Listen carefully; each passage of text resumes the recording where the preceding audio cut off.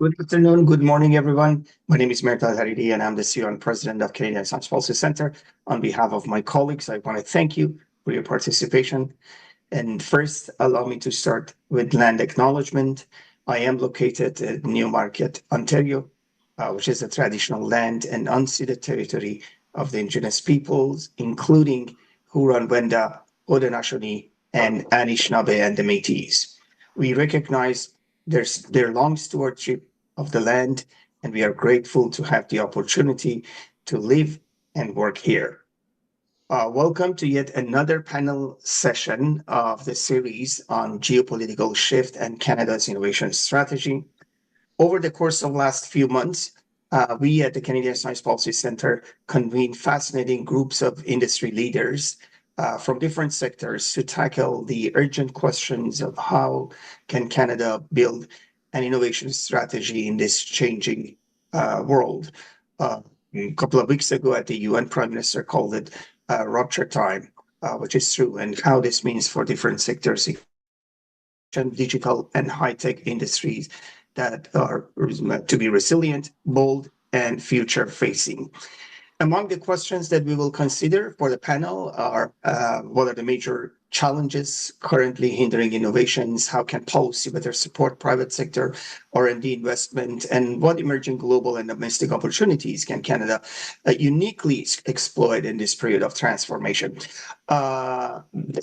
As I mentioned, we have organized a number of panels with different sectors. It started with agriculture, agri-food sector, life sciences, resource sector, advanced manufacturing, and today is high-tech and digital sector. And I believe this should be the last one that we are organizing. All this recording of the sessions are posted online, and the AI-generated summary as well is online.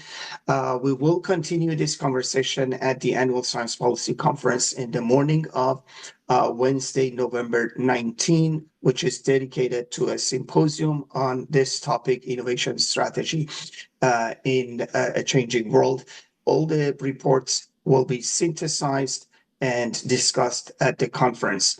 The week before that, a synthesized report of all these conversations will also be published online for public, as well as a kind of a navigation tool for our discussions on November 19. Today, we have an impressive line of speakers, both from industry associations as well as business leaders, to discuss these issues and questions. And remind you that the registration for Canadian Science Policy Center is on and will be another 2 weeks to register for the conference. Without any further ado, I want to pass on the panel to our moderator today, who kindly accepted to moderate this panel session, Dr. Andrew Maxwell, who is the Bergeron Chair in Technology Entrepreneurship from York University. Dr. Maxwell combines practical experience and is an award-winning researcher and lecturer for over 30 years experience in innovation management and technology venture creation. Without any further ado, Dr. Maxwell, panel is yours. Thank you so very much, and a great warm welcome. Thank you everyone for joining us today, including the panelists. Of course, this is a very timely discussion. As a professor of technology entrepreneurship, we're always looking at how changes can create new opportunities, and we have them in abundance at the moment, both from the perspective of the geopolitical changes that have created this rupture, this transformation in how we do business internationally, in fact, how we do business in Canada, and how we identify new opportunities. Of course, in our sector, we are in the sector that's actually driving another level of changes. The introductions of AI and other advanced technologies are creating those new opportunities. And so we have a real perfect storm, if you like, and how we emerge from that and how we see it is, I think, the topic for today. So it is great to be with you and to share it. A couple of administrative things to start off this session before we ask for the panelists to give some feedback on some of the issues we raised. The first is that we are doing a Q&A during the sessions. You'll see the Q&A button on the panel. And please look at the questions if you want to write one, because maybe there's a question already very similar to yours. If you can upvote that, then that will just add to which questions we should ask. That will help. And we also will be doing a survey both at the beginning to just see who's on the call. I always tell my students, know who you're talking to, so it'd be interesting to do that. Make sure we know who's joined us today, and then at the end to get some idea on the feedback. So without further ado, maybe we can do the demographic poll. I think it's kind of come up. And you can see that what question is what sector are you in? Are very interesting. And then also, where are you joining us from? Um, and there's no trick question, and we won't hold you accountable for it, but it does help us as we move forward. Um, So while we're just collecting that, I would just like to very briefly introduce the panelists. I'm not going to go into all their detail, otherwise that would take the whole of the webinar of all of their great accomplishments. But I'm very joined by four distinguished guests today, and thank you so much for joining the panel. Julien Bilot, who is the CEO of Scale AI. Thank you, Julian. Cameron Schuler, who's the Chief Commercialization Officer and VP Industry Innovation at Vector Institute. Alexandra Daoud, who's the Vice Chair of Quantum Industry Canada. And Supesh, who is the CEO of Digital. Thank you so much for joining us. So without further ado, and to make sure that we get ahead and can talk about the issues rather than talking about the administration, I'm actually going to start straight away with the first question. We did have a preliminary meeting to discuss who will answer these. So in no particular order, I'm going to ask Alexandra and Sue to answer the first question. But then all the panelists will get a chance to ask questions. And also, if you have questions about a particular topic, we may try and introduce that before we go on to the next topic. Similarly, if it's one that's more of a general question, we'll leave it to the end, and there'll be time at the end to come back and answer any general questions and have a discussion. So the first question really is around the geopolitical shifts. And, we have tariffs, we have new dimensions in the Canadian economy. What do you see as the top challenges that hinder innovation in the country? So maybe we could start with you, Alexandra. Thank you, Andrew. And thank you to CSPC for having me today. Before I answer your question, I do want to give a little bit of context to today's discussion by starting with some information on the quantum industry in Canada, because I am representing the quantum industry today. So the first thing to know is that it's a very nascent industry. The older quantum companies in Canada are just barely into their teens, and there's just a handful of them. The majority of firms that make up Canada's quantum industry have come into existence in just the last 5 to 7 years. So really that makes the industry quite young overall. The other thing to know at this moment in time is that there is still a long road ahead in quantum before we have quantum products with commercial value. Now, let me be clear, there are quantum products. They exist at different levels of advancement, but the commercial value that they bring today is quite limited. They are highly valuable as milestones in the roadmap to full commercial utility. And each one is a key to unlocking the full potential of quantum, but we are not there today.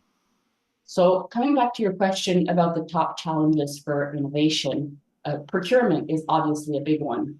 Canada's government is very slow to procure innovations from domestic firms. This is really an issue for the smaller firms in quantum, where early market validation is so important. Defense and public procurement is one of the strongest levers to turn research into economic strength, yet current timelines and contracting rules are misaligned with startup realities. The second challenge for quantum innovation is funding for deep tech in Canada. We have a very risk-averse VC environment. Some VCs don't fund hardware, some VCs don't fund deep tech, some VCs don't fund dual use. That takes a lot of them out of the game for quantum. Combine that with the traditional timeline of venture funds, where they're looking for an exit in 5 to 7 years, and we see how difficult it can be for quantum firms to find this type of funding. That means public investment is critical for quantum. But when you look at our public programs, you realize how fragmented they are. They're small, slow, sometimes based on loans, which can be tricky for pre-revenue firms. And the result is that promising firms consider very early on selling or relocating, or even just getting absorbed by a foreign ecosystem. And then the third challenge to quantum innovation in Canada is the overemphasis on research. So there is a tendency in Canada to confuse innovation with research excellence. And we are champions at research. We have world-leading universities and research centers with top caliber talent who publish landmark papers and do very impactful work. But then we ignore the utility piece that goes with innovation. Innovation should create value. That is the defining characteristic of innovation. And if we're not pushing value creation, all we have is research excellence. And it becomes very difficult to commercialize and to build an industry around that. I will pause here and let Sue chime in. Yeah, so thank you, Alexander, and thank you, CSPC and Mehrdad and your team for putting on this very important discussion. It's going to sound like Alexander and I shared our notes ahead of time, but I can promise you we didn't. I think you're going to hear a chorus of alignment on some of these topics. So, in terms of the top three challenges, in no particular order, we have a long-standing culture in this country of confusing a process with an outcome. A process is the path to an outcome, and we quite often celebrate the process and then we forget about the outcome. If we aren't looking at innovation as a pathway to develop and deliver products and services, and we only focus on the processes and the procedures that we use to help the development, then we don't talk about the outcome, then it's really a nice conversation, but you're not doing anything to build the economy or drive the productivity improvements that this country needs. So confusing process and outcome. Secondly, and it goes hand in hand with my first point, is overregulation. The degree to which companies' innovation and the sector overall are regulated really does choke out many, many small companies who just can't afford the time or the expense and don't have the bandwidth to go through the procedural hurdles and the regulatory hurdles to get a product to market, let alone adoption, which brings me to my third and perhaps the most important issue, and that is adoption. If we as a country, and I say this through the public sector domain, if we are investing in innovation vehicles, then we need to adopt the results of those vehicles. We need to use models that actually focus on adoption. And the geopolitical shifts and the other issues that are framed in this question really just amplify a long-standing culture in this country around innovation that is hampered by those three elements: confusing process with outcome, overregulation, and a lack of adoption. Canada, whether it's private sector or whether it's public sector, needs to be the first customer for our innovative companies. And let me just shift from that sort of gloom and doom to just a little bit of a bright light. We've got some good things going on here. And Julianne and I are part of one of those good things, and that is the cluster program that was developed in 2017, announced in 2018, is actually bearing fruit, and it's very nascent in Canada. It's very well developed in other parts of the world. And so when you bring the builders of technology with the buyers of technology together in an environment where they actually work together, you have the opportunity to have your adopter, your customer right there. When you focus on outcomes, you've got to deliver the outcome or your project gets killed, then there's this motivation to deliver results with speed. And then when we don't babysit, we don't take these projects or these organizations and say, okay, well, that's not working. Let's spend 3 weeks or 6 months trying to fix it. If we have a pipeline of other organizations and collaborative teams ready to step in, then you're encouraging this competitive mindset. And I'll just give you, just in closing, a couple of very quick data points on how this model of collaborative innovation, speed, and an obsession with results can work. Since 2018, I'm just speaking of digital, and we're way out in British Columbia. Just give you a couple of data points. 12x ROI since 2018. And I didn't misspeak there. $324 million of investment have driven $4.3 billion in GDP. And that's just from one of the clusters. 34,000 jobs created, 190 products and services in the market, in commercial markets, driving revenue for small companies. So we've got a lot of challenges. They're just amplified a little bit by the geopolitical shifts, but they're not new. They've been around for decades, and we have the solutions right at our fingertips. We just need to act on them. So thank you very much. I'm kind of nodding violently because you guys are saying some of the same things that I say. Before I go over to Cameron and Julian for any other thoughts on that, I do want to kind of echo a couple of things that I've written about recently.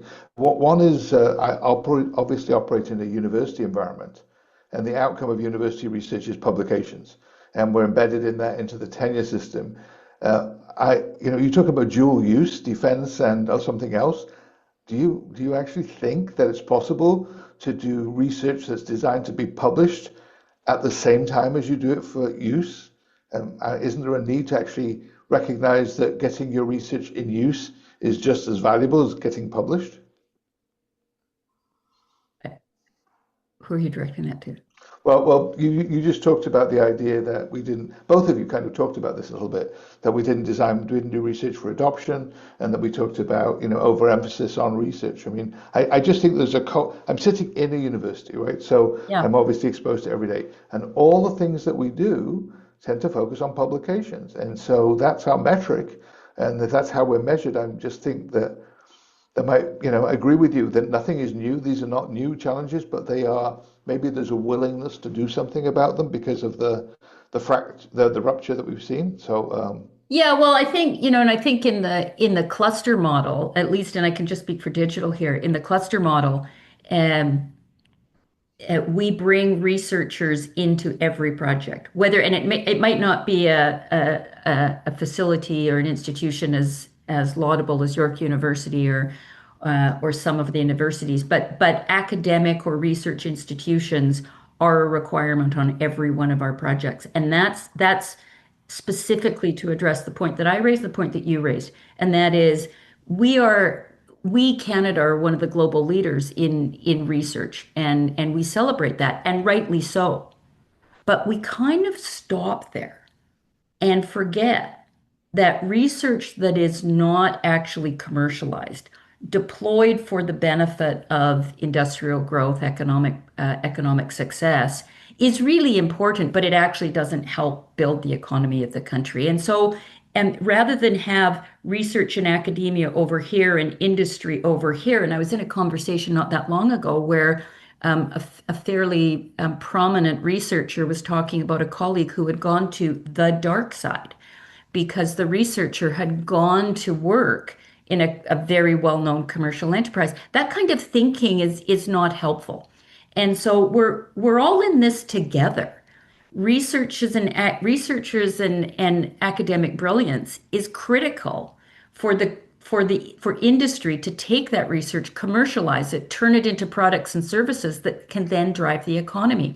And it can be a virtuous circle if we all see that we are doing this together, or it can be a vicious circle if we do as I just mentioned and say, well, I'm not going to go to the dark side and have my research commercialized. I'm going to go write more papers. But to your point, Andrew, if writing more papers gets you more opportunity in the academic sector, that's what you're incented to do. So what I'm suggesting is let's look at this as a team sport. You need the defense, you need the offense, you need the goalie, you need the coach. And working together, Canada can win. And I think, and self-interested here declared that the cluster model in 2017 when it was announced, 2018 when it really took off, Canada took a bet on something that it had not done before.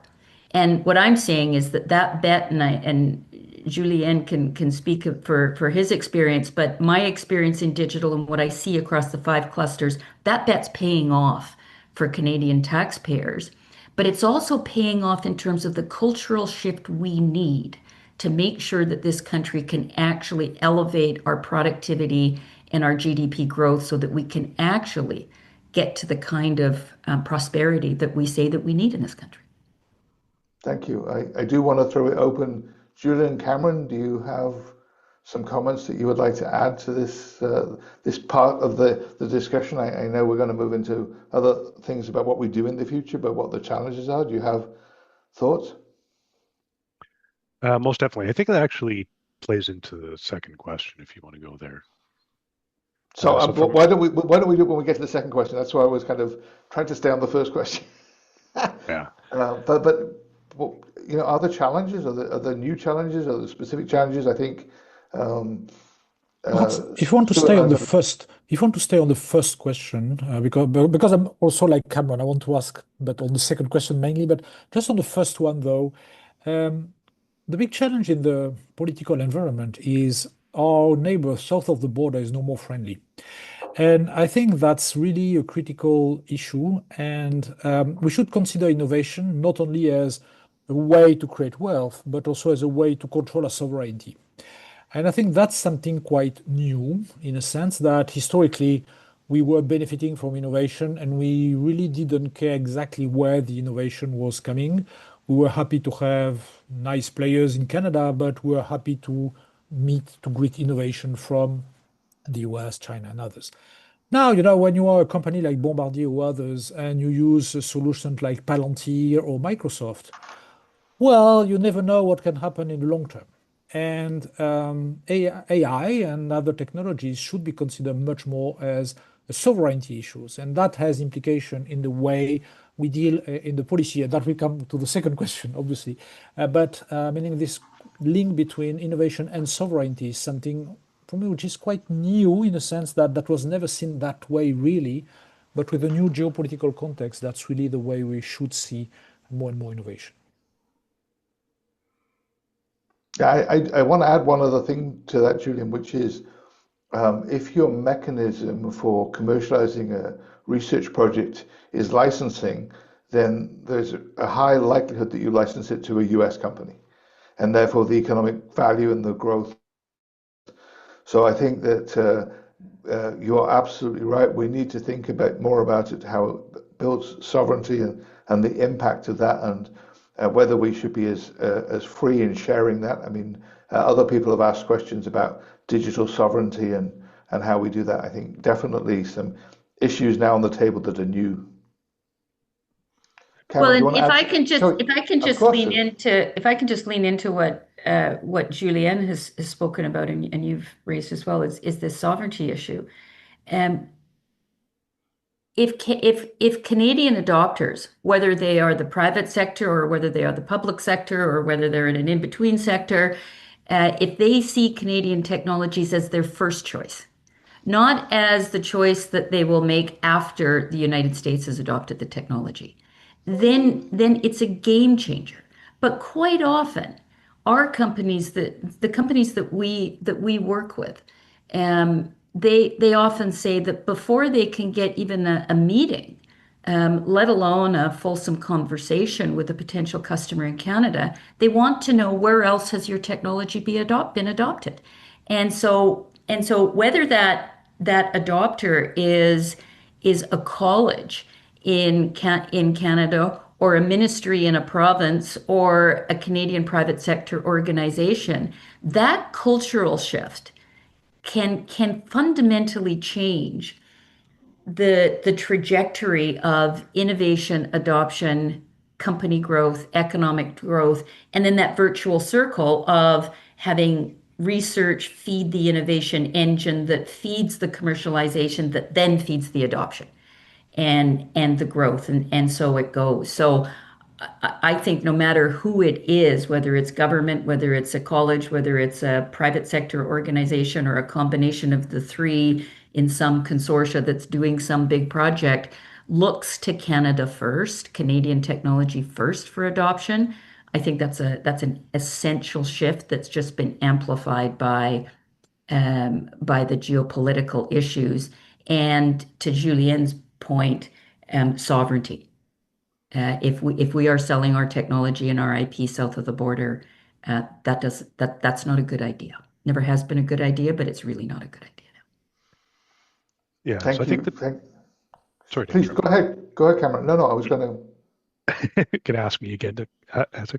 So I think the sovereignty thing is interesting because it comes in a couple different areas. So one is compute, right? So making there has been a large tech company that has publicly said if it comes to the sovereignty of the company where that equipment resides or its government, it will follow its government, right? Regardless of where that hardware resides. So I think that's an issue.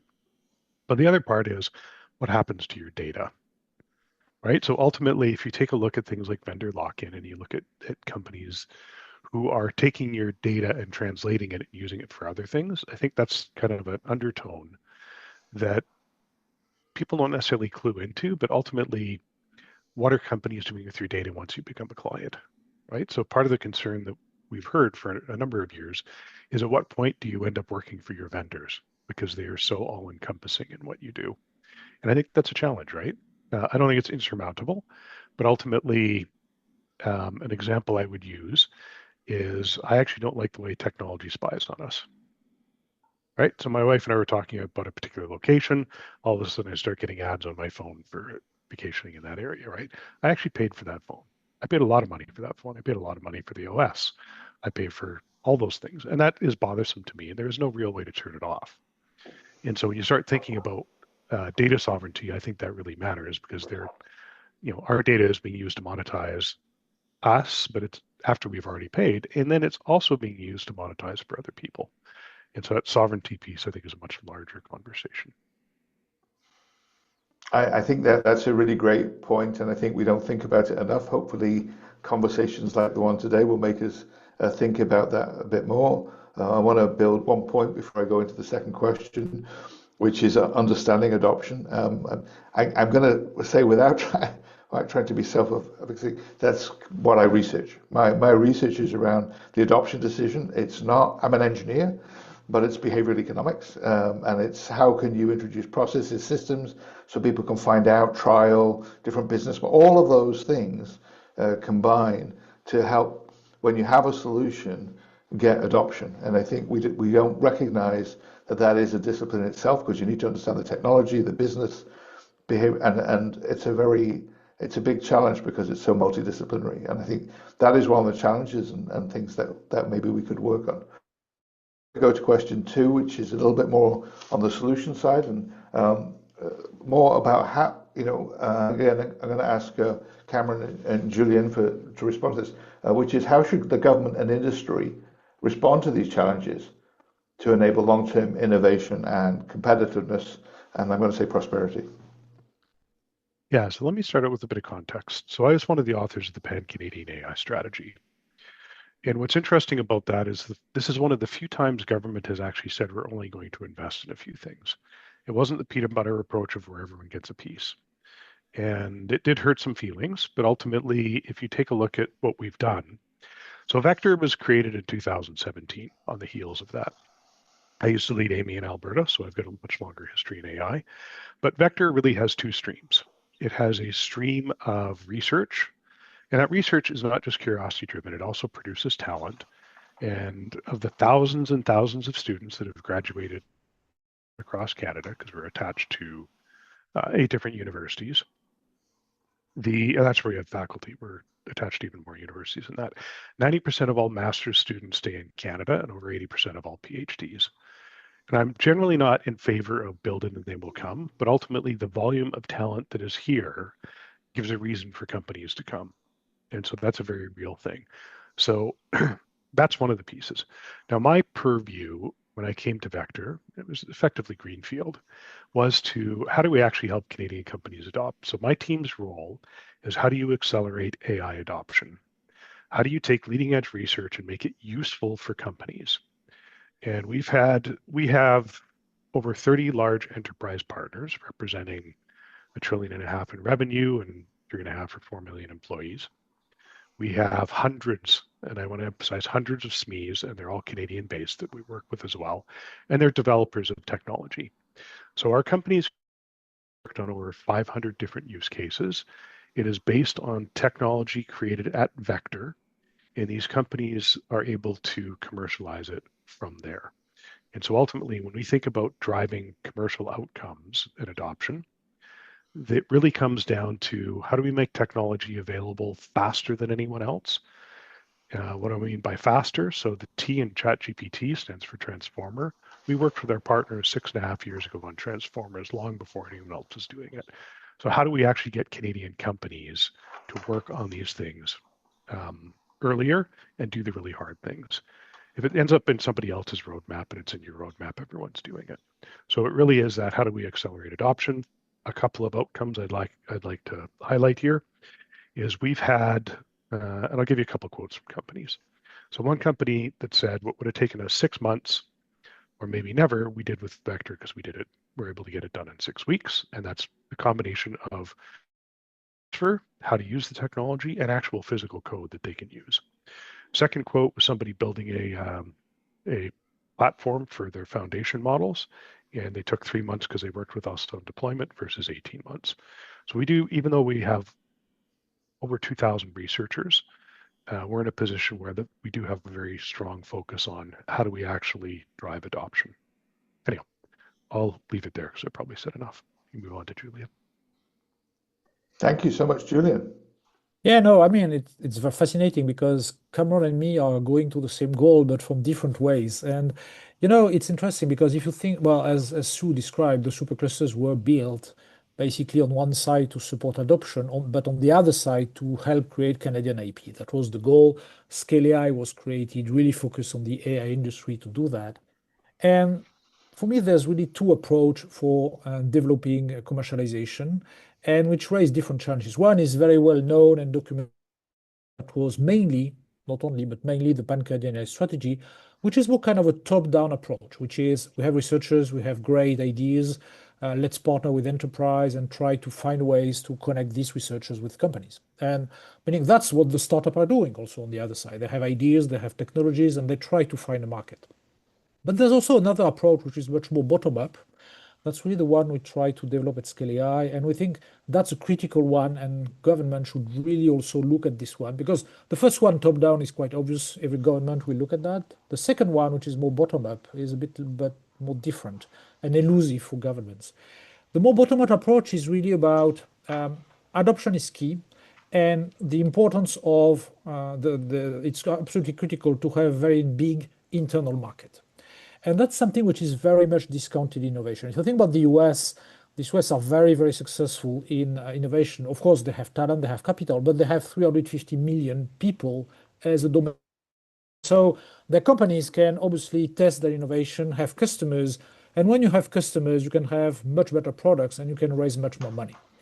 If you think about China, obviously 1 billion people and government support to do it. You think about Israel, you have the military to help you. If you think about Europe, more and more, you have a 400 million people market to do that. In Canada, well, we are 40 million people. And so if we do just normal forces of market to help our adoption, it's very hard actually for our companies to have sufficient access to local demand, develop their products, and ultimately raise money because they have customers. And so supporting local demand should be seen as a very, very, very critical factors to support innovation, because that's really the matrix of most companies. Of course, you have companies like Cohere or Coveo or others, these companies, but they are, I would say, miracle in the sense that they are able to exist, they're able to grow internationally almost immediately, but you cannot build an industry just based on. You need to have also smaller companies, and actually to do that, they need to find customers locally.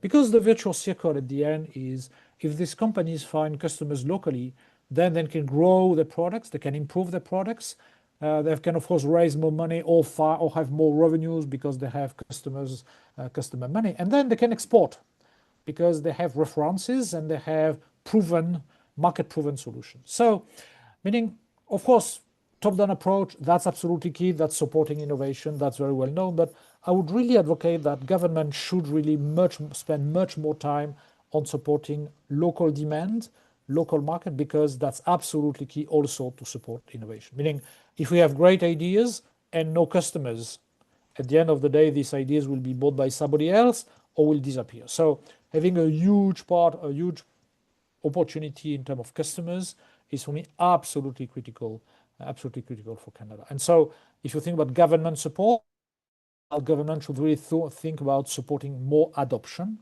not adoption to integrate US products, adoption to integrate Canadian-based solutions and Canadian-based IP.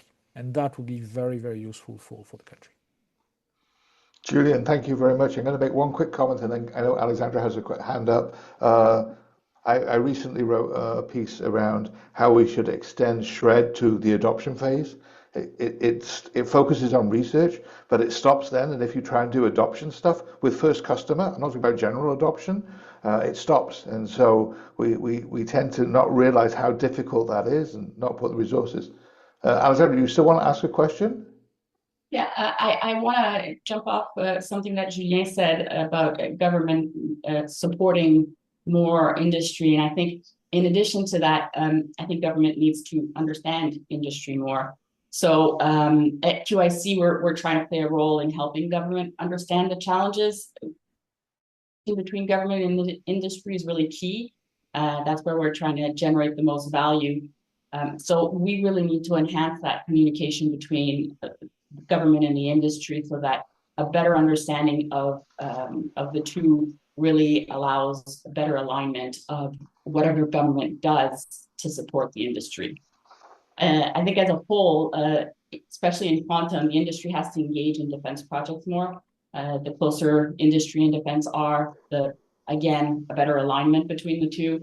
And then on an individual level, what does industry need to do? Well, startups need to transition from being research labs in an industrial setting to actual deep tech businesses. They need to have a focus on value creation and commercialization. We see quite a bit in quantum where the company is a spin-off from a project in a research lab, and then it continues operating very much in the same way as it did when it was in the.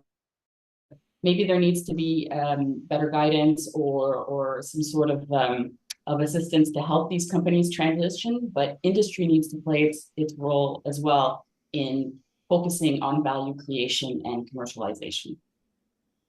I couldn't agree more, Alexander. We talk about a cultural and skills shift, and I think that's harder than people say. Culture beats strategy for breakfast or something. I forgot the quote. Sue, you have your hand raised.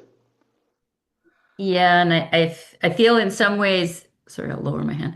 I feel in some ways we've got a coalition of the willing here and a chorus, which is actually a good thing.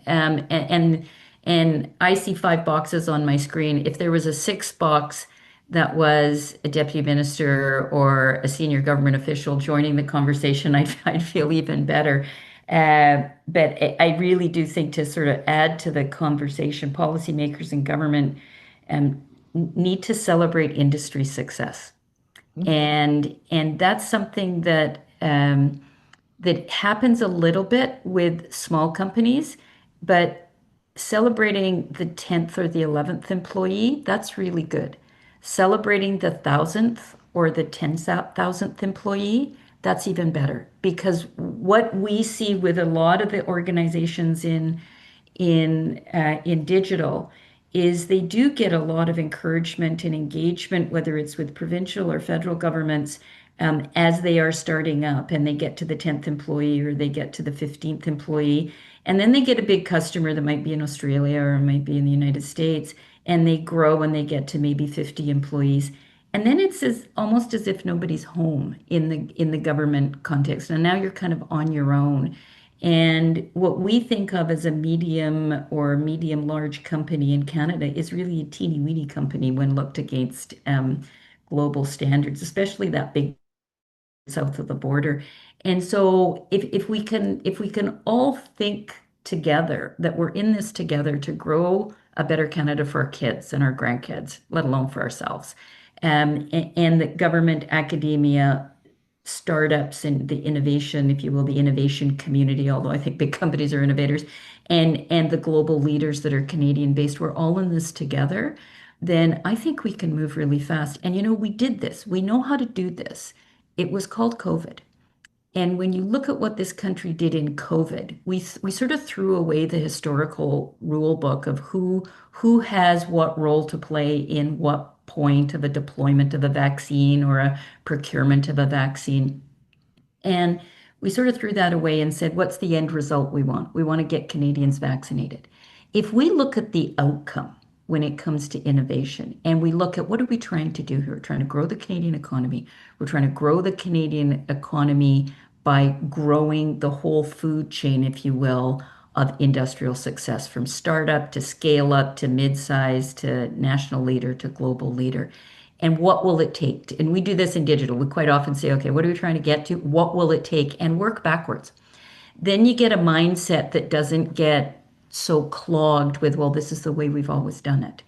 And maybe the way we've always done it isn't going to be the way we're going to need to do it in the current context of speed and the geopolitical dynamic that has emerged. And I don't think it's not going to change anytime soon. So I think sort of looking for the result we want to build, the result we want to deliver, and then working backwards with all parts of the economy working together.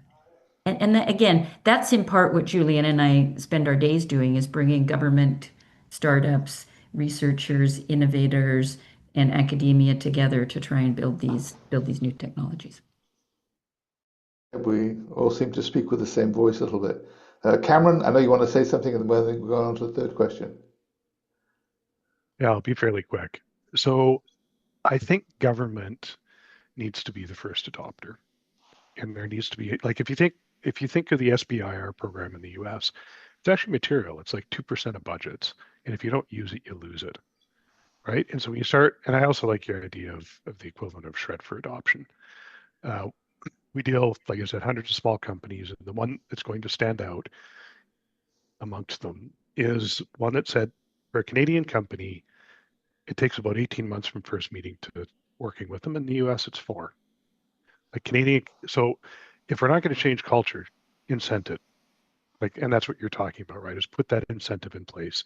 That is one of two things, or maybe both. If you don't do it, you're going to have a loss, and if you do it, you're going to be rewarded.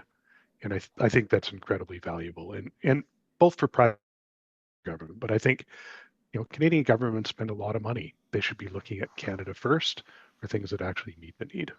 And again, I agree. Coalition of the willing. So thank you very much. I'm going to use my role as chair for an editorial comment, which I think is actually what you've just said. And you really impressed me when you talked about how fast Vector was able to react. 4 months to solving a problem.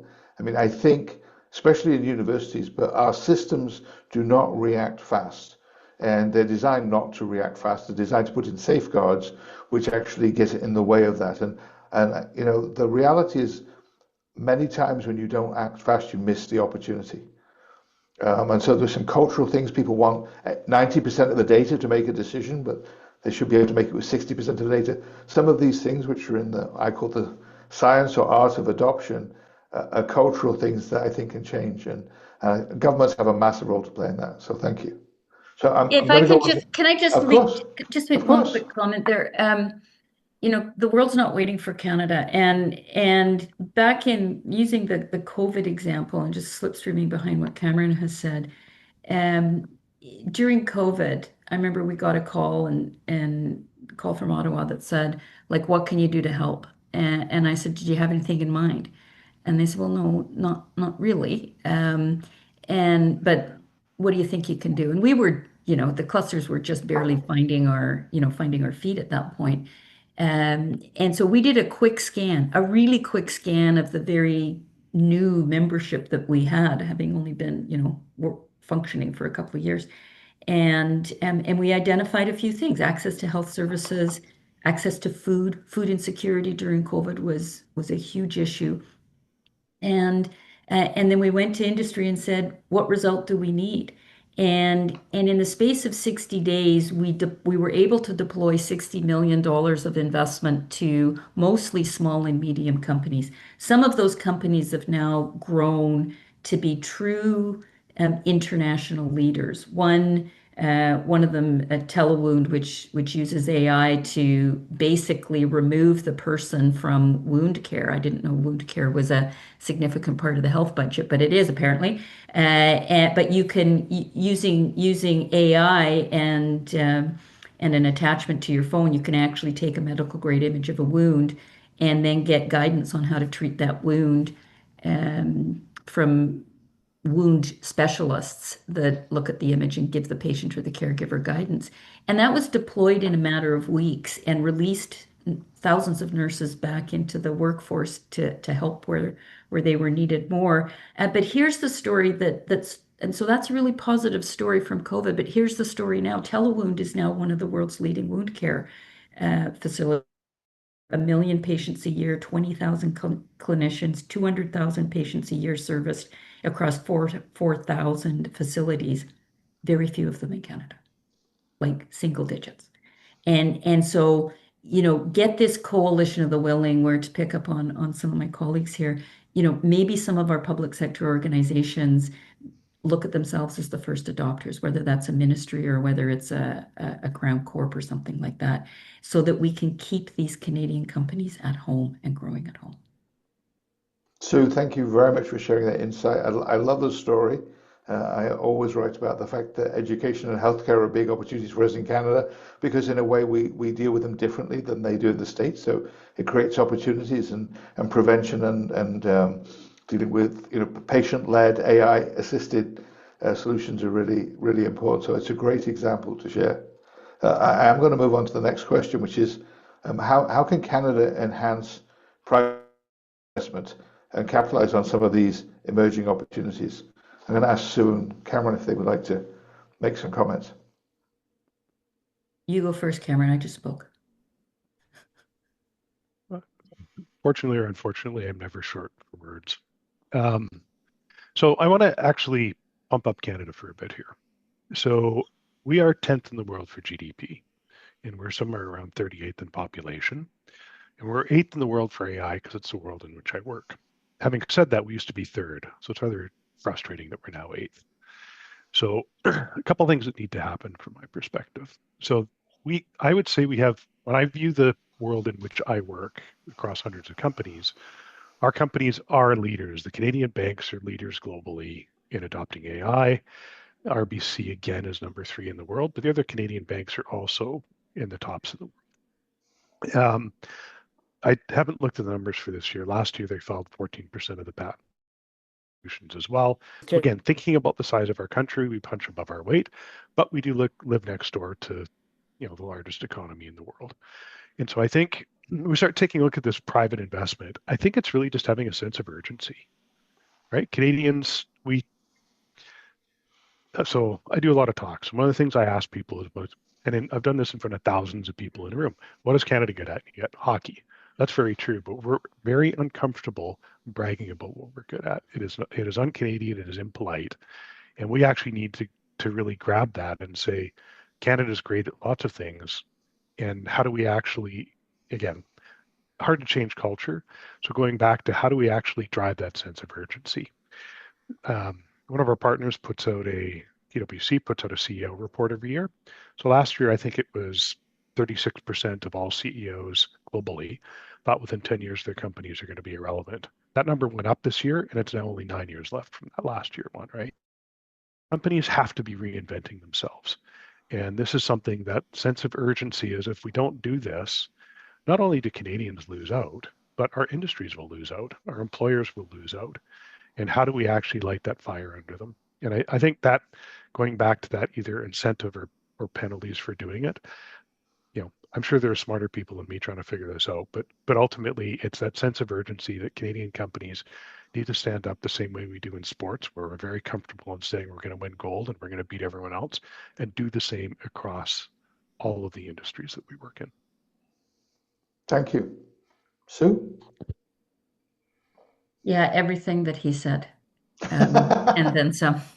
But it's true. I mean, and I 100% agree, that, let's make celebrating the 1,000th employee as much a headliner as celebrating the 10th employee, and as much of a nation building chorus as we have around sport. And there's a big sports event going to happen on Friday, right? And it's the headline in every newscast, everywhere, and it's galvanizing the country from British Columbia to Charlottetown, and that's good. When we look at, I'll just give another little example from Little Digital, the world's first Earth X-ray technology, which is technology that's leveraged research out of University of BC to actually be able to examine the Earth a kilometer deep beneath the surface. And why is that important? Why do we care? Because you can't look at a document or a newscast these days without hearing about the importance of the energy transition and critical minerals. What we don't talk about is virtually all the near surface critical minerals in the world have been extracted. And some of them are now up to a kilometer in the earth. Traditional technologies don't allow for that extraction. These are the kind of things we look at digital. We get fascinated with these, crazy challenges, floated out to Canadian industry. And what happens? A couple of guys out at UBC, out at the Triumph Research Center at UBC, said, hey, we had a technology a few years ago, maybe we can adapt it. I'm not going to take you through that story. But what they've now done is build the world's first Earth X-ray. That's now deployed by five of the largest mining companies in the world. And they tell us that by moving quickly, the way this program worked, we were able to shave years off their growth and help them attract not just domestic investment, but global investment from the likes of and companies like that. That will never make the news. And if we could, and I bet you Julianne has 10 stories like that, and Cameron probably has, and so does Alexander. I bet we all have 10 stories of companies like that have grown, grown to 65 employees, and next year they're going to be double that, and then they're going to triple that.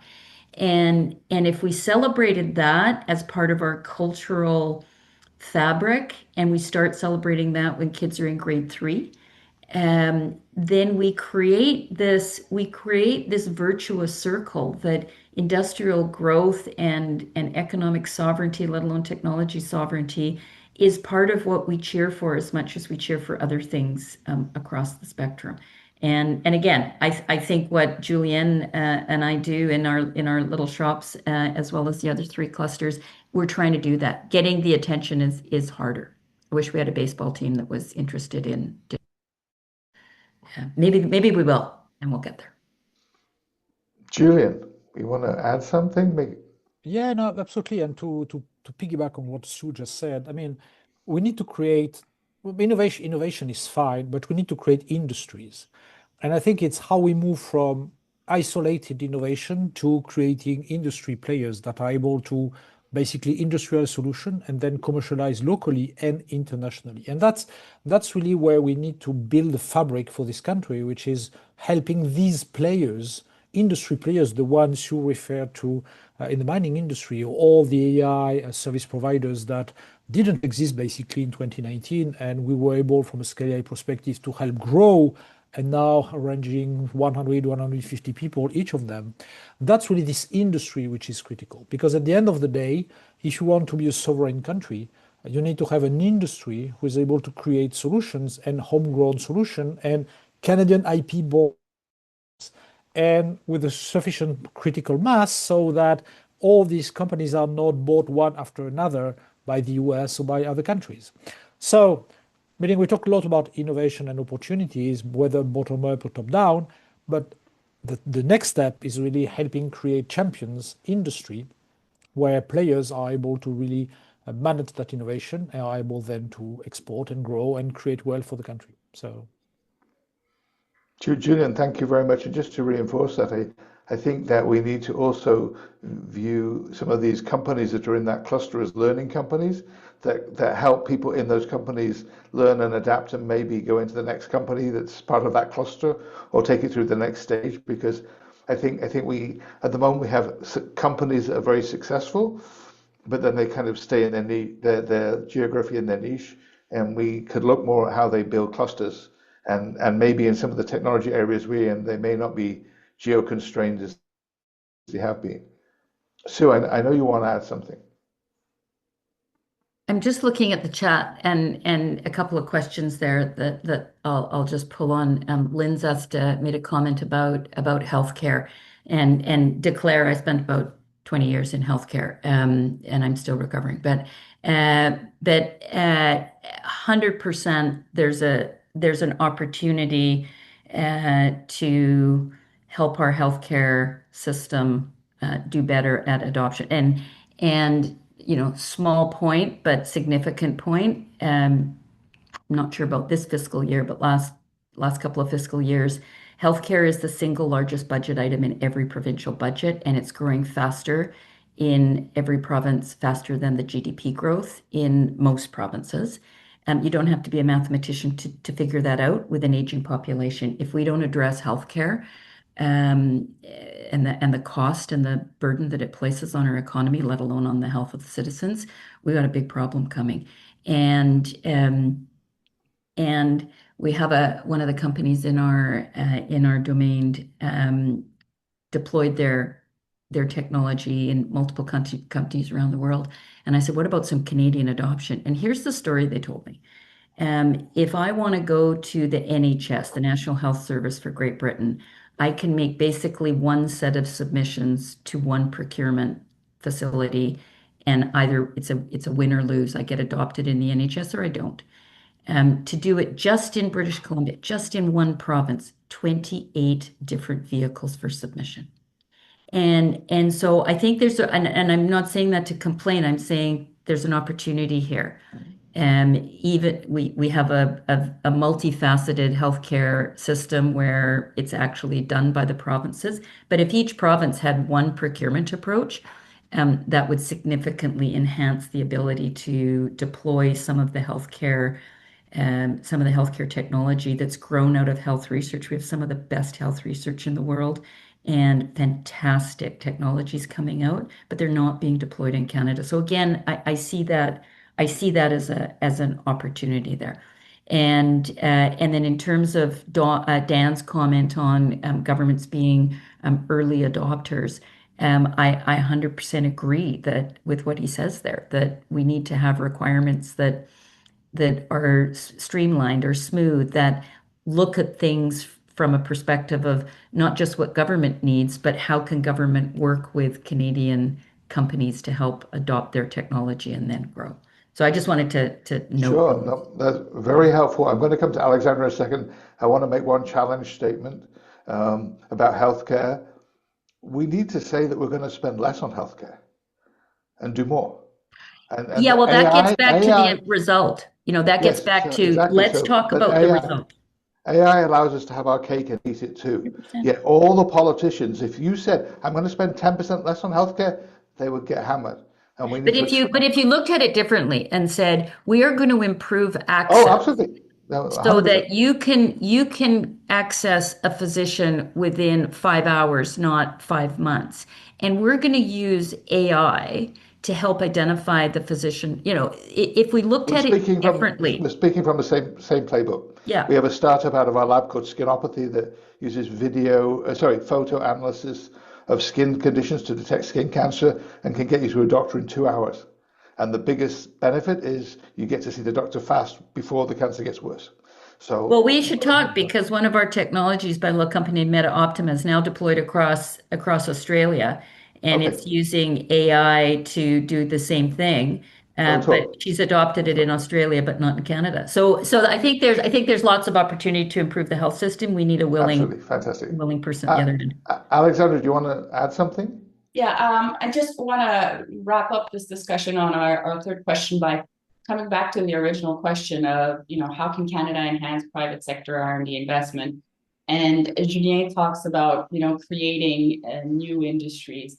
And I think it's something else we need to do is look at the existing industries and figure out why are they underinvesting in R&D. And when I'm talking about underinvesting in R&D, I think it's mainly from a lot of the larger firms in Canada, in the industries where there's a lack of competition that does not incentivize them to innovate and adopt new technologies. Here, the banks and the telecoms and the airlines and the energy firms, and maybe in quantum, we're just a few years behind what's happening in AI, because Cameron, you talk about RBC being an AI adopter, but is RBC a quantum adopter? I don't think that they're quite there yet.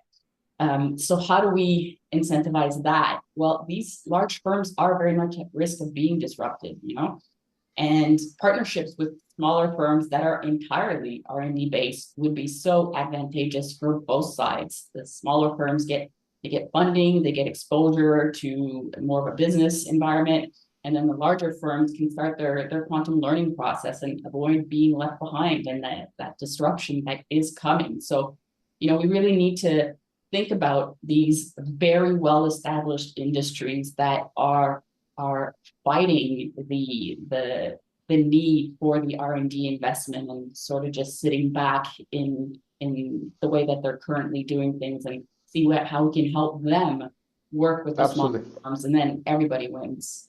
Yeah, I've had a different experience, and I have found, and I'll say in particular in the mining sector, but also in financial services, I've found the mega RBCs, tech resources, etc.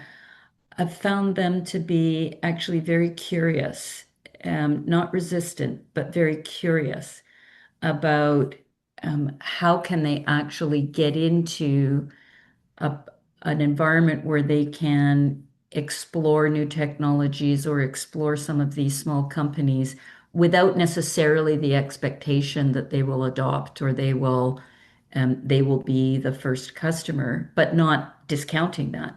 And so again, this crazy collaborative innovation model that Julian and I work in allows big companies to come in and participate in these projects with relatively small investments and gives them exposure to some of these small companies. And we've got lots of examples where they have actually become the first customers, or at least on the path to becoming first customers. And I just say it mostly in the mining sector and to a certain degree in financial services. I've actually found them to be curious, not standing on the sidelines. But I do want to add, I think there's a caution about putting putting small companies in an environment where they could get taken over rather than supported in their growth. And I think we need to do a lot of the latter. So Sue, thank you very much for that. And I think part of this is getting to the final question, which is, what can we do about it? In my own experience, I run a program in Alberta for the energy industry, and I'm going to echo Alexandra's comment.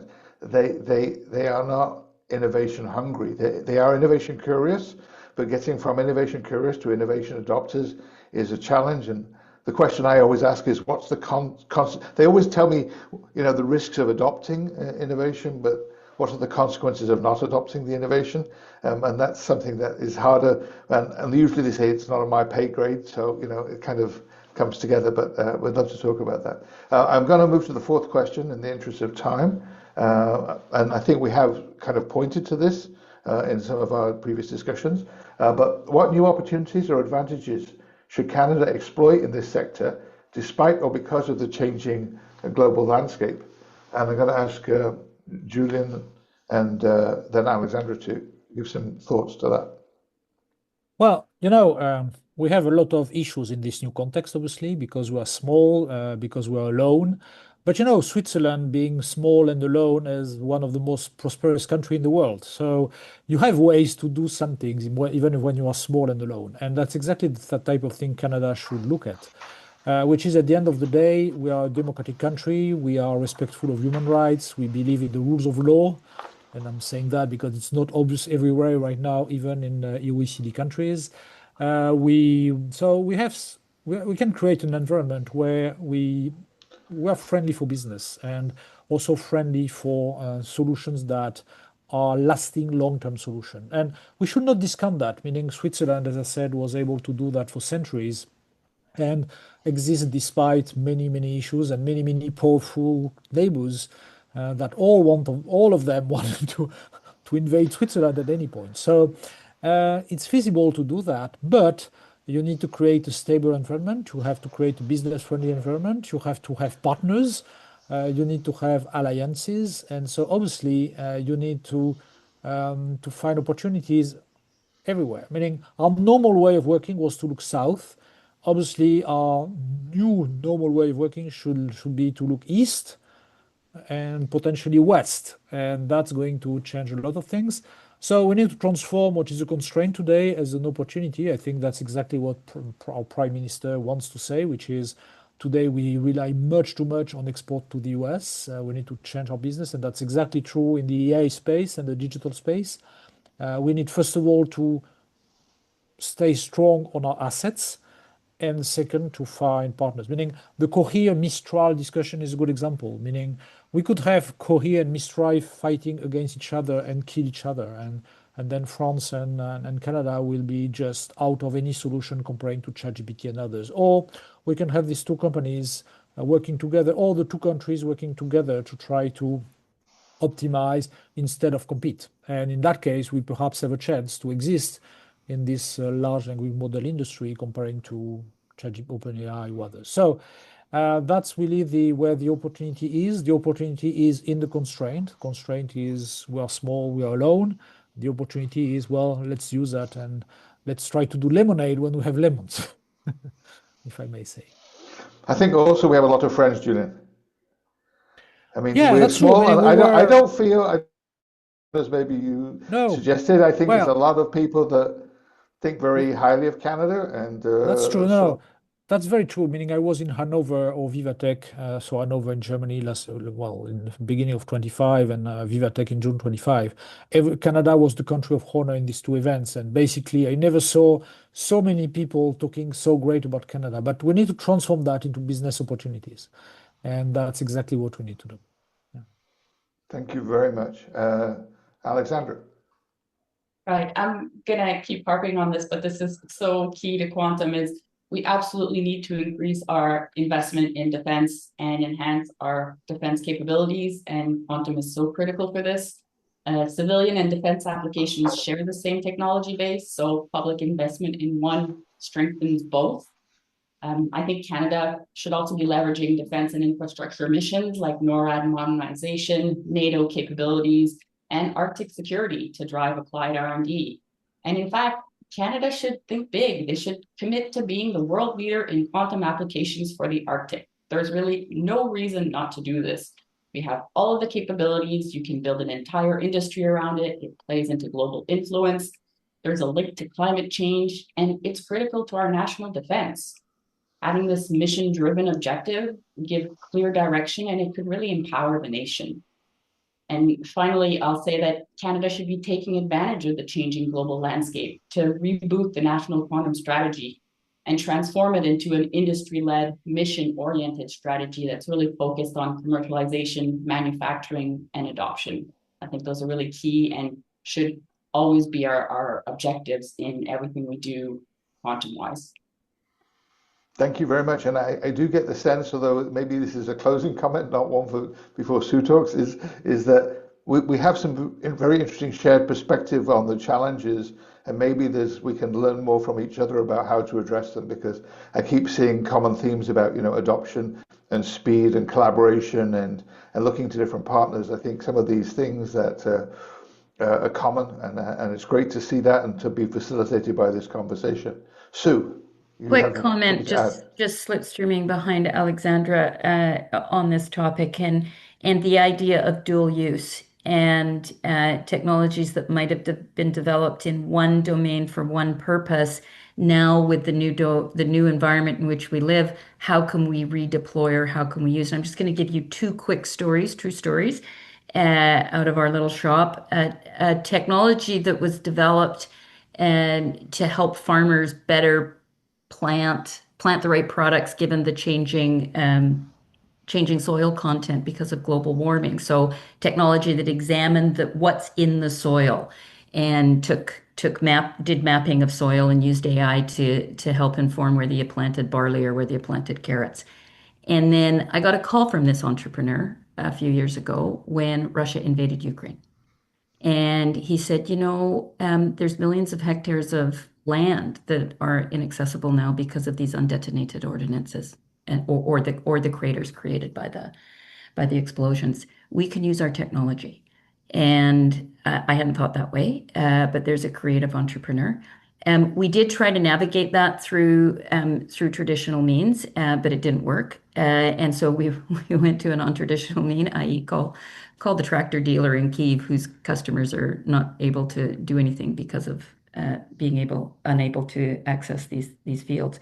We've now rehabilitated 1.4 million hectares of otherwise inaccessible land in Ukraine so that farmers can actually farm. And no one knows that story, I bet. But we can do these kinds of things when we think differently and we work together and we move fast.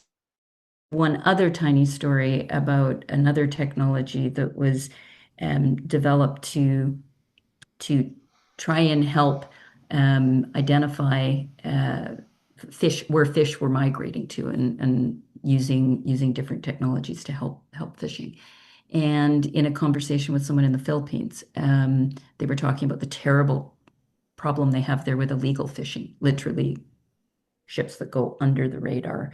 And in November, a couple of years ago, Government of Canada and Government of Philippines reached an MOU to deploy this technology to help identify the dark vessels. It's MDA-based technology, so repurposing and recalibrating technologies that previously done by MDA.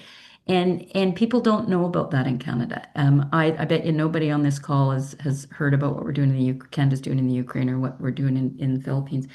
And I think there are so many moments, to end on a really positive note, for us to celebrate and amplify the successes that Canada has in the technology space, and marrying research, innovation, tech startups, growth, and adoption, not just to build a better Canada, but to build a better world through Canadian technology. And I think we can do that. And let's be really proud of what we've done and what we are doing. So I think that's a really great story, and one as we kind of move towards the end. We're not at the end yet, but to amplify, I love the stories, and I personally experienced them more than 100 times, where people develop a technology to do one thing, and then success comes from using it for something else. And that's a particular, I'm going to call it entrepreneurial mindset. Entrepreneurs are people that, faced with the same information, see an opportunity that others don't, and then take some action based on it. And I do think that in all of this work that we're doing, we forget about the importance of helping people develop and learn those skills and have the interaction, so that their data set of technologies that didn't work for what they were intended can become potential opportunities for the future, because other people can identify the opportunities. And to some extent, that's something that we can put together. Cameron, Julian, do you want to add some more to the topic of the future areas that we should focus on? So I think we need to pick winners. And I don't mean we could all start a hedge fund if we're good at that, but we can't do everything. And so ultimately, where can we be successful, and how do we actually double down on those things? And for me, I think that's the piece that is Canadians, and I like our polite society, just to be clear. But it's unreasonable to think that we can be good at everything. So let's pick the things where we have the inputs to be successful, and let's go after those. And I think as Canadians, it's an uncomfortable thought and truth, but it's something I think we need to do. Absolutely. Julian? No, the only thing in picking winners is when you pick the winners, because meaning in Quebec, there's a lot of issues right now about picking the supposed winners in the battery industry, and all of them failed. So when you say picking the winners, you need to be sure that actually you are picking them for the right reasons and not for the wrong ones, and that you don't fail. Because if you put all your money into some people and they fail, well, we saw that for Element AI and others, you're dead. So the critical thing, and that's why we, from a Scalea perspective, we still strongly believe in a very bottom-up approach, which is let's see the winners when they are really successful on the market. So it's more kind of a pipeline approach. You need to help a lot of people first, then to identify the winners, not select the winners too early, because if you select them too early just on promises, well, they never pass the test of customer facing, they never pass the test of the market. They have promising technology, but Element AI, well, they never had a customer, and so they failed. So that's where we need to be careful. In Canada, we all want to have the next Shopify, the next BlackBerry, the next Nortel. By the way, BlackBerry and Nortel died, so it's not so clear there were so much winners. So we need to be careful not selecting these people too early without them really going to the test of the markets first. So, Yep. meaning it's always the same discussion. We want to go top down. That's more easy. That's very obvious. That's where we can concentrate money. Let's be also very careful about listen to the market, listen to what's really working, and try to grow people gradually and not too fast. So I'm not But saying one is wrong, Julian, but it's Julian, I'm going to just use a hockey analogy. I think it was Gretzky. I missed 100% of the shots I didn't take. And I think just if maybe a friendly amendment to what you're saying, Canada's got to be comfortable in the industrial setting with accepting that not all of them are going to work out. And the more bets we don't take, and I'm not saying, take a spatter gun and throw it all across every organization that has a good advertising campaign or a jazzy profile. But if we wait until we're super sure, they're going to be in the that I United agree, States Shu. or somewhere else. So But I think we're saying the same thing. we need to have kind of a portfolio approach. And Yeah. when you have a portfolio approach, you Yep. have potential high growth but not Yep. confirmed. You have more certain potentials, and meaning that's what you want to have. You don't want to put all your money in the same basket, Yeah. but at the same time, as you say, you will want to be too late. So that's always a balance to find. And Yeah. and and just The- on that point, if one doesn't work out, that's life. And we tend to be very critical, especially in the public sector domain, when an investment doesn't work out and a company fails. Um, let's just accept that that is the reality of a marketplace. And if we're gonna make bets on these companies, some will work and some won't.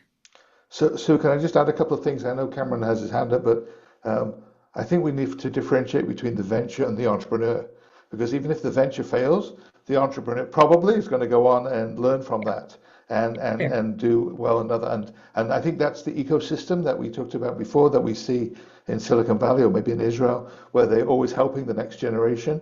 And we tend to say, oh, they failed, BlackBerry failed. Well, what are the lessons from that? I think my other comment is the one that I did my PhD on, so it's the role of failure and learning from failure and how to improve and how to overcome. Because at the moment we don't want to learn from failure, we hide it, we postpone it, we don't acknowledge it. But if we're going to create this critical mass, we need to accept that failure is part of the innovation landscape, and then don't push it off too far. Make small bets, make them fast. Cameron, you have your hand raised patiently. No, that's okay. So for me, it's not. So I agree with the portfolio approach. To me, it's sectors, right? So it's not individual winners. It's sectors that we can win in. And I think, that tolerance for failure in Canada is, we pile on, right? And that's unfortunate. And so if I take a look at what have Microsoft and Amazon brought to Seattle, people that have technical skills, you put some money in their pockets, and some are going to go on and do new things. Some are going to go on and fail. Others are not going to do anything with it. They'll retire. But ultimately, you start thinking about how do you distribute wealth through success and networks and people that are going to have the ability to create the next things. It is important to have, I'm hoping that Shopify is a great company. We know that already, but I'm hoping the people that are have made the money off of Shopify go and do many other great things. And that's our next generation of entrepreneurs that drive things. And I'm not trying to ignore quantum, by the way. I think it's an important field, but it's my world is AI. And so ultimately, when we start thinking about we're one of the best in the world in AI, we should then also be best in the world at applying AI, deploying AI, and using it for competitive advantage. Yeah, I agree. I just want to add one thing because both the companies that I'm very familiar with, Nortel and BlackBerry, that were counted as maybe failures. I can tell you that I know hundreds of people that worked at one or both of those companies, who then became the next generation of tech entrepreneurs that learned. So maybe the companies didn't achieve their goals. Maybe they could have been more successful. I could analyze them both for the next 2 weeks, but I do think that we need to make sure that we're helping people learn the right skills and ability to make decisions fast and see new opportunities. And so when I mentioned this on our pre-call, when we're talking about skills development, developing the skills to see opportunities, make good decisions, and then implement. I think that's a big component of part of the solution. Alexandra, did you want to add something? Because we're kind of just getting to the end. I think that the whole discussion on how do you pick winners in the portfolio and all that also comes down to this risk aversion that we have, where we need to have a little chat with ourselves about not being so conservative. Because as Sue said, some fail, some succeed. Some that fail go on to do greater things because they failed. We have to consider that risk is a part of business, and we have to be comfortable with at least some of that risk in order to allow some players to succeed. Yeah, I tend to use the healthcare analogy and say if we made improvements in medical care by forgetting about all the patients that died or had a bad reaction, we wouldn't make the progress, but we talk about it and we share. And I do think that there's an opportunity to use that analogy to transform how we think about the innovation ecosystem and seeing more success. It's kind of time for final words. I'm not going to have the final word. I'm going to ask if anyone has a final word that summarizes their thoughts on the conversation and maybe where we go next. Sue? Oh, okay. Maybe I shouldn't put you on the spot. Maybe I should. That's okay. Let's say three or four things. Let's bet on Canada, and be proud of what we do in this country and the pipeline that we have from academia, hopefully through to innovation, hopefully through to growth and adoption of technology. So let's celebrate Canadian success. And in doing that, let's accept that not all bets are going to pay off. And rather than agitate and focus on the ones that didn't work out, let's really celebrate the ones that did work out and put them on the podium, if you will.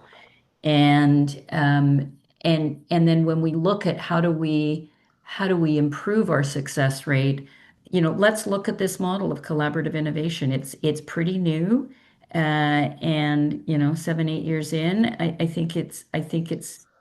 I know it's got merit, and so we don't always have to just use the same approach to innovation that we've used for the last 20-30 years. All of us working together, academia and researchers, governments, community, private sector, we will build better things together than any one of us will do on our own.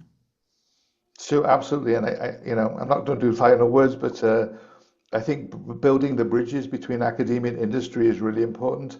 It wouldn't surprise you that my research center here is called MTech, Manufacturing Technology and Entrepreneurship, and it's how we integrate all of those together.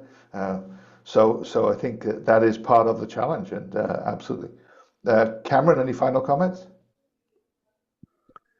Well, as Sue said, she agreed with what I said, so I'm agreeing with what she said. I think so something that works for me actually was one of the authors of the Own the Podium strategy. And we look, you take a look at Canada and you go, how come we can't win at the Winter Olympics? I'm from the prairies. You get snow for a big chunk of the year. And it's the same thing for the rest of Canada. We have expertise. Let's bet on it. Let's support our entrepreneurs. Let's cheer when they win.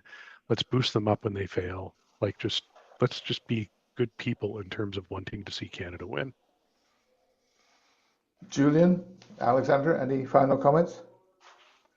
Well, I mean, we just to complement what was said is we need to consider that innovation in tech is the next frontier for Canada, meaning we were very strong in building a very strong energy industry, banking industry. So we need to consider that tech is the next frontier for us, either quantum or AI or cybersecurity. And we have the opportunity to build Canada tomorrow if we consider innovating and investing in innovation is part of our national sovereignty for the future. So I think that's the most critical thing we try to advocate is it's as important in building a nuclear plant or supporting automotive industry. That's critical to support innovation in our country because the future of our country is linked to what we will do in the next years, either in quantum or AI. Thank you so much. It only remains for me to thank Alexandra, Cameron, Sue and Julian, for your time today, your thoughts, your insights. I hope that this has inspired people that are on the call to take some actions. And certainly, I think there are a couple of follow-ups for me with the panel members. Thank you very much for joining us on the webinar today. I think there's a poll now to do the final feedback. That's great. Thank you. Yes, my colleagues posted the feedback poll. We always ask for feedback poll from participants and appreciate your responses. We get better. Feel free to send us your suggestions, ideas, how we can do better. And thank you, Andrew, for this fascinating moderation of this excellent panel. Thank you, speakers, Cameron, Sue, Alexandra, and Julian, for this excellent conversation. And just a reminder that the recording of the session will be posted on the CSPC website. Will be shared on social media. The AI-generated summary as well will be posted, and we will continue this conversation at the Science Policy Conference, November 19 to 21st, especially at the first day, November 19 morning, in the symposium on innovation strategies during the geopolitical shift time. And we encourage everyone to participate at the Science Policy Conference in November, and very much looking forward to hear your ideas, suggestions on how to follow up on this conversation, as the time is crucial. The next 2 years is kind of setting the foundations for perhaps the next decade of in many areas, including innovation ecosystem in Canada. With that, I want to thank you all, and also participants of this and those who took time from their busy schedule, and all the questions, and also my colleagues and volunteers at CSPC. Thank you, and have a wonderful rest of the day.